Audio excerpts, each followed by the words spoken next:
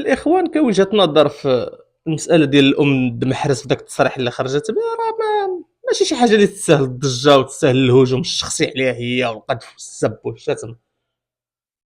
السيده مزوجه بجزائري، والده ولادها في الجزائر وعايشه في الجزائر، يعني السيده من حقها تخاف على بلاصتها تما.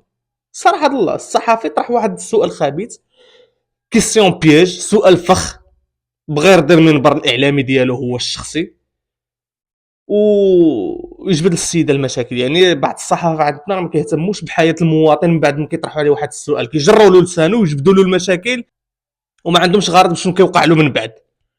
السيده خافت على بلاصتها لان في السبعينات، للناس اللي مطلعين شويه على التاريخ وكذا، في السبعينات نض النظام الجزائري الغبي في ذاك الوقت هذاك وباقي لدابا شي شويه غبي، نض سيدي في العيد الكبير.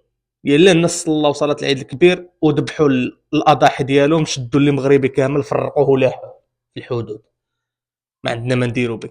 الناس فرقوها على ولادها، اقسم بالله فرقوها على ولادها، اللي عنده جنسيه مغربيه لاحوه للمغرب، واللي عنده جنسيه واخا مجوجين، جزائري مجوج بمغربيه ولا مغربي مجوج بجزائريه، فرقوهم. المغربي مشى لبلادو والاخر خلاه، والناس سمحت في الحولي معلق ذاك النهار. فباش تجي انت وتجبد السيده صاحبي المشاكل مع هذا النظام هذا، راه ما كاينلاش، راه غتحط السيده في واحد المشاكل كبيره في الاخر ديالها. وتحياتي لها هي على هذا الجواب هذا، حاولت تنسحب انسحاب ذكي.